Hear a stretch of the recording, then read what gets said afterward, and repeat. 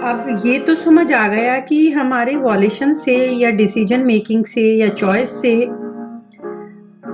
हमारे कर्मा डिसाइड होते हैं। बट ये डिसीजन लेने की एबिलिटी आती किस तरह से है? ये एक्चुअली आती है मेमोरी से। और मेमोरी के कई डायमेंशंस होते हैं। हमारा माइंड एंड बॉडी मेमोरी का एक्यूमुलेशन है। कुछ बातें हमें याद होती हैं और कुछ नहीं होती हैं, बट वो हमारे अनकॉन्शियस माइंड में होती जरूर हैं, एक इम्प्रेशन के रूप में। मेमोरी के 8 डायमेंशंस होते हैं। कौन कौन से हैं वो? पहले 4 डायमेंशंस ऐसे हैं: एलिमेंट्री, एटॉमिक, इवोल्यूशनरी और जेनेटिक। ये मेमोरी की वो मेम्ब्रेन है जहां पर वॉल्यूशन काम नहीं करेगा, क्योंकि ये हमारे बिल्डिंग ब्लॉक्स हैं। एलिमेंट्री मेमोरी 5 तत्व हैं: अर्थ, वाटर, फायर, एयर, जो शेप लेते हैं, जो आप बनते हैं जिस चीज से। एटॉमिक मेमोरी एटम्स हैं, that makes up your body. Evolutionary memory वो कोड है जिससे ये तय होता है कि आप एनिमल नहीं ह्यूमन बीइंग बनोगे। ये आपके डीएनए पर इम्प्रिंटेड होता है। एक्चुअल में बॉडी क्या है? It is just an accumulation of food, water, air, जो तुमने इस प्लेनेट से एब्जॉर्ब किया। इन मेमोरीज का मिक्सचर या कॉम्बिनेशन या एमलगम सब्सटेंस को इतना बदल देता है कि पहचान तक नहीं पाते हम। वही वाटर, वही एयर, वही फूड हर इंसान में डिफरेंटली बिहेव करते हैं। ये ट्रांसफॉर्मेशन जो सभी लोगों को एक दूसरे से अलग करता है, ये in atomic, elemental, evolutionary memories का इंटरप्ले, यानी ये आपस में एक दूसरे पर किस तरह से प्रभाव डालते हैं, उससे तय होता है। इसलिए लोग अलग दिखाई पड़ते हैं। इसके बाद आती है जेनेटिक मेमोरी। ये फैमिलीज से पास ऑन होती है। इसमें फिजिकल यानी शक्ल, सूरत, लंबाई, रंग वगैरह तो होते ही हैं, साइकोलॉजिकल कैरेक्टरिस्टिक्स भी होती हैं। जैसे कि आपने अपने पेरेंट्स या फोर फादर्स की आदतें आप में अननोइंगली मैनिफेस्ट हो जाती हैं। सो इन चारों मेमोरीज को तो आप बदल नहीं सकते, ये तो आप लेकर पैदा होते हैं। यहां वॉल्यूशन का कोई रोल नहीं रहता। इसके अलावा 4 टाइप की मेमोरीज और होती हैं जहां वॉल्यूशन का रोल आता है। वो हमारे इंडिविजुअल कर्मा बनाती हैं। पर्सनल कार्मिक मेमोरी, जो इंप्रेशन जिनसे हम बने हैं ओवर टाइम, ये हमको एक डिस्टिंक्टिव ह्यूमन बीइंग बनाती हैं। और हर इंसान की अपनी लाइक्स, डिसलाइक्स और प्रेफरेंसेस होते हैं। और सभी इंसानों की पर्सनल कार्मिक मेमोरी बहुत वास्ट होती है। इसलिए कोई भी 2 लोग एक जैसे नहीं होते, इवन ट्विन्स भी। इसके बाद आती है सेंसरी मेमोरी। जो इंफॉर्मेशन हम अपने सेंसेस के थ्रू रिसीव करते हैं, सुनकर, टेस्ट करके, फील करके, एटसेट्रा। फिर आती है इनआर्टिकुलेट मेमोरी। ये जेनेरिक और स्पेसिफिक इंफॉर्मेशन का रिजर्वॉयर है,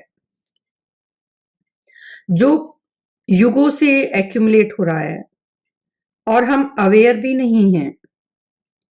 ये एक्चुअल में एक बेस है, जैसे कि घर की नींव या फाउंडेशन होती है।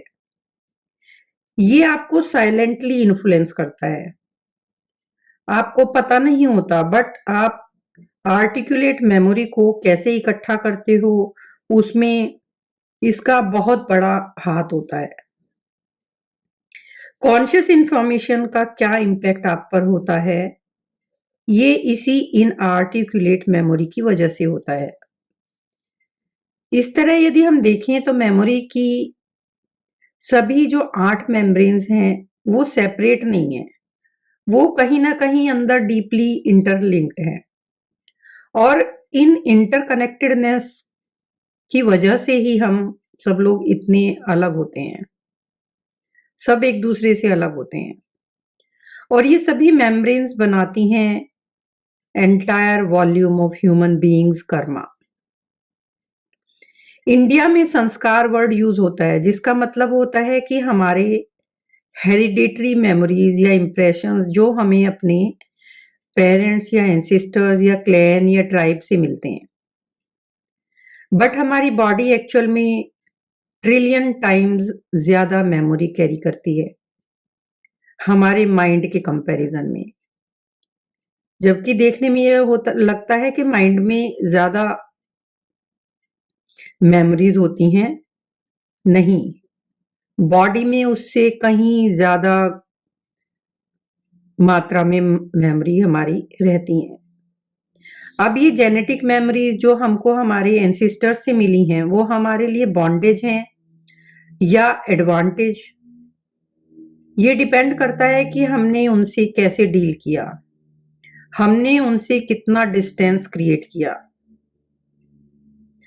The dead are trying to live through you in a host of different ways.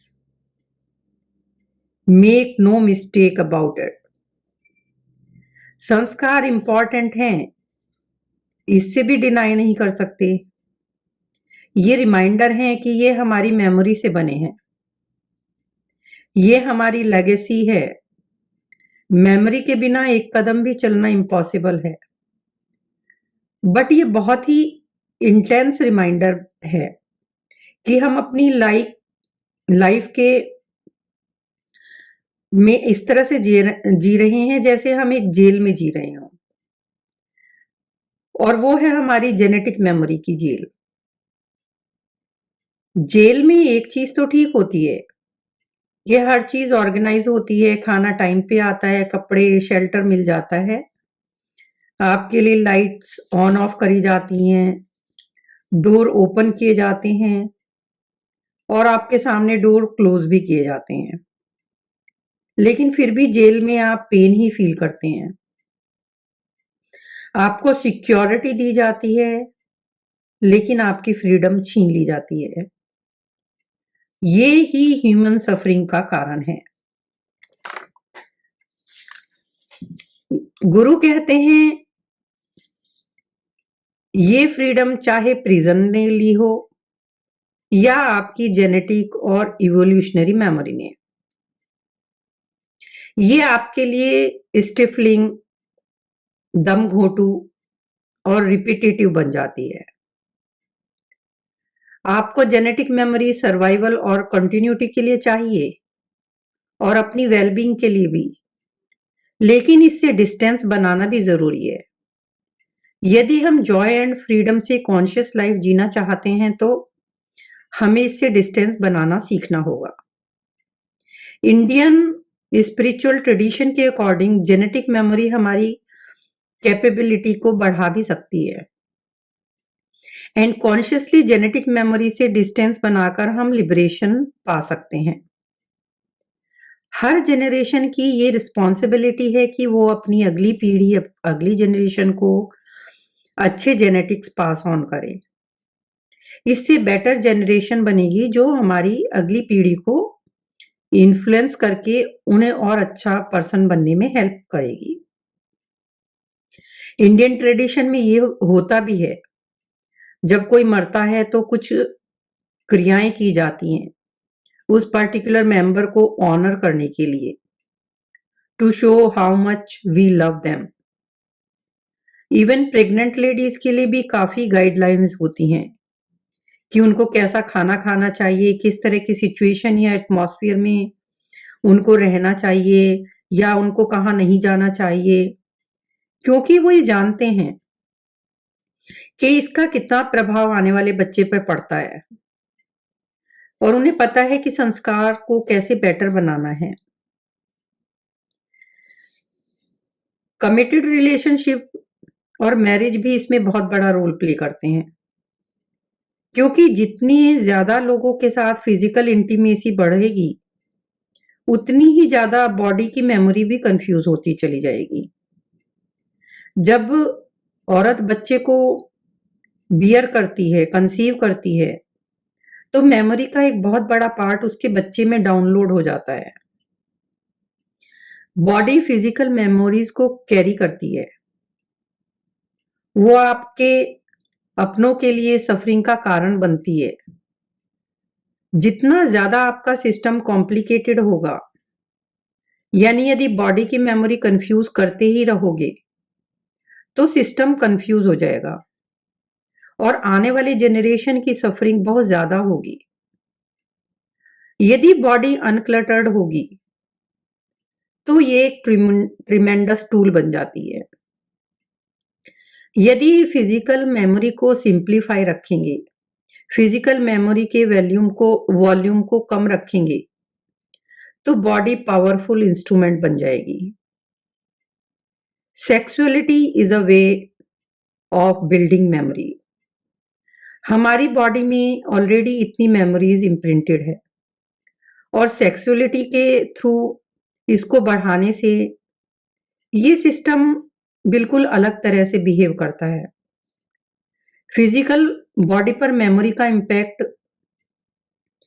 कम रखना है, मिनिमम रखने के लिए काफी लोग वैराग्य को चुनते हैं।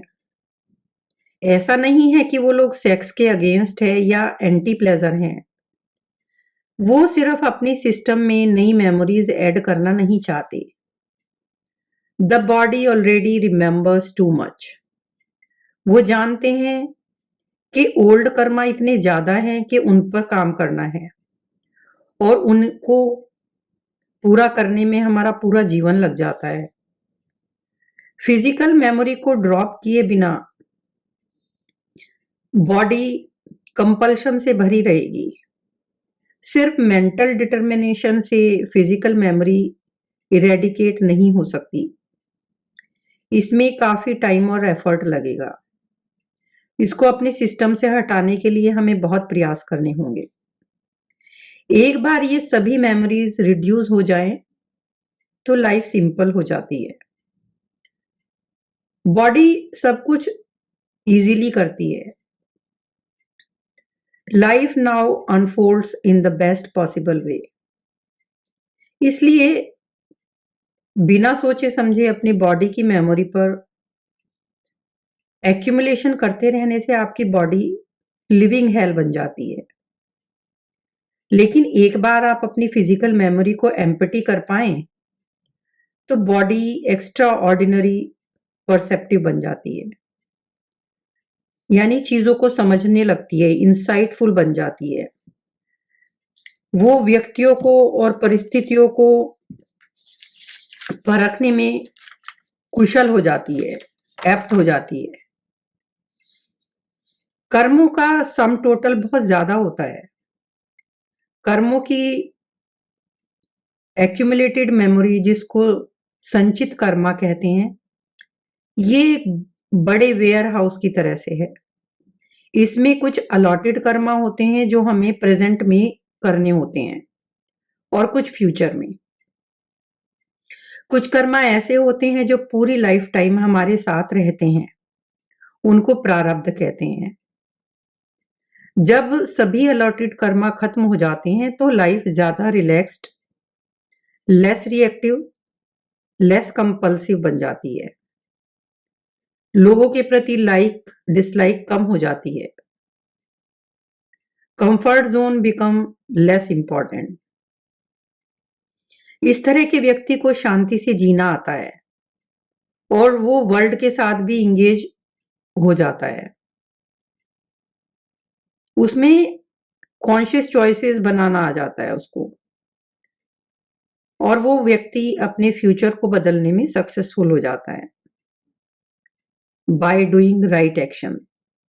और जब वो पर्सन मेडिटेटिव बन जाता है, तो उसके सिर्फ पॉजिटिव कर्मा बनते हैं। वो इंक्लूसिव हो जाता है, He embraces everyone with joy and inclusiveness. Means उसके कर्मों का नाश हो जाता है, कर्मों की वृद्धि नहीं होती। वो लाइफ के प्रोसेस को एंजॉय करता है, उसमें ट्रैप नहीं होता। Involvement should be absolute, that is inclusive. कोई पास्ट मेमोरी ना हो, कंपल्शन ना हो, एंटेंगलमेंट ना हो, ना कोई दोस्त ना कोई दुश्मन। ये कॉन्शियस होना चाहिए कि पास्ट की मेमोरी को अपने एक्शन में इंक्लूड ना करें, नहीं तो वो एक्शन एनस्लेविंग बन जाता है। जब आपका एक्शन क्लीन होगा, प्योर होगा, अनसलीड होगा, बिना पास्ट के इंप्रेशन के, तो वो लिबरेटिंग होगा। Liberation mean to move from being to doing to having. When we are untouched by what we do, we are not in order to acquire an identity. We act in order to express our fulfillment, not acquire it. जब आप इस तरह जीते हो, like who you are, it always communicates itself in its own subtle way to people. लोग आपकी fragrance feel कर पाते हैं क्योंकि आप इंटरनली फ्री हो। लोग तुम्हारे करीब आते हैं, तुम्हें प्यार करते हैं। ये inner experience previously acquired knowledge से नहीं आता, ये आता है चित्ता से। दिस इज चित्ता। मीन्स आइडेंटिटी पाने के लिए जो भी मेमोरी आप में है वही सफरिंग का कारण है। गुरु कहते हैं खुलकर जियो। लाइफ एक बर्डन नहीं है। खुलकर हंसना, खुलकर रोना, फिजिकल एक्टिव रहो। इनएक्टिविटी एक बीमारी है, लेकिन यदि सिर्फ पैसा कमाने के लिए या अमीर बनने के लिए भागदौड़ है तो वो काफी सफोकेटिंग है। हमको अपनी परसीव करने की पावर को बढ़ाना है, मीन्स चित्ता को एक्सेस करना होगा। It is the deepest level of mind. It is awareness, aliveness, a profound intelligence जो इंटेलेक्ट से भी परे है, beyond memory, beyond judgement, beyond karma, beyond all divisions. The living mind of cosmos. Yogic tradition के according ये compulsive karmic actions से दूर होने पर अनक्लाउडेड कॉन्शियसनेस के टच में आ जाते हैं और चित्ता को एक्सेस करने लगते हैं और सेल्फ ट्रांसफॉर्मेशन पॉसिबल हो जाता है। अब ये ट्रांसफॉर्मेशन हमको करना है। पैसिविटी को डायनेमिज्म में, स्लीप वॉकिंग को अवेकनिंग में, आइडेंटिटी को पॉसिबिलिटी में, मेमोरी को चॉइस में, फिजिकल, साइकोलॉजिकल और एनर्जी तीनों लेवल पर ये हमें काम करना है। हाई लेवल ऑफ अंडरस्टैंडिंग होना जरूरी है। अवेयरनेस की कमी ही कर्मा की ट्रैप में, जाल में हमें फंसाती है। The hunter becomes the hunted. Architect bonded बन जाता है, लेबर बन जाता है, और क्रिएटर क्रिएशन बन जाता है। मकड़ी अपने बनाए हुए जाल में खुद फंस जाती है और हम अपने भाग्य के निर्माता खुद हैं। बाहरी दुनिया के साथ रहते हुए भी अकेले चलो। बस ये देखो कि आप अपनी लाइफ चला रहे हो या लाइफ आपको चला रही है। कर्मा मीन्स जो भी आप करो जॉयफुली करो, एफर्टलेसली करो। आपको कुछ छोड़ना नहीं है, घर परिवार, नो। बस जो भी करो वो होल हार्टेडली करो, पूरे इन्वॉल्वमेंट के साथ करो। सेल्फलेस वर्क एक अलग लेवल पे शिफ्ट कर देगा। किसी एक्शन को पूरी तरह से एबेंडन करना भी लिबरेटेड है। और स्टेट ऑफ इनएक्शन, जब आप किसी एक्टिविटी में इतना इन्वॉल्व हो जाते हो कि खुद को भूल जाते हो, you are willing to give up everything that you consider to be yourself. The activity which makes you forget about who you are. यानी इनएक्शन में एक्शन और एक्शन में इनएक्शन, डायनेमिज्म और स्टिलनेस दोनों एक साथ. The point is immerse yourself in the journey and not be anxious about the destination. Process को enjoy करो. सिर्फ जीतने के लिए खेलोगे तो गेम का मजा नहीं ले पाओगे. गेम को अच्छे से खेलो. जीतो या हारो ये मैटर ही नहीं करता. बिना इनर एक्सपीरियंस के सब बेकार है. It will not transform your life anyway. Life को एक्सप्रेशन ऑफ हैप्पीनेस की तरह देखो, without expectation, for the pure Joy of the activity. ये पैराडाइम शिफ्ट आपको एक अलग ही लेवल पर ले जाएगा. यदि मेडिटेशन करते हुए भी नेगेटिविटी कैरी करते हो तो यहां पर सिर्फ वीड्स ही होंगे, कोई फसल नहीं होगी. सो बी केयरफुल. यही हमारी लाइफ की जर्नी है. Thank you so much for listening. See you in my next episode.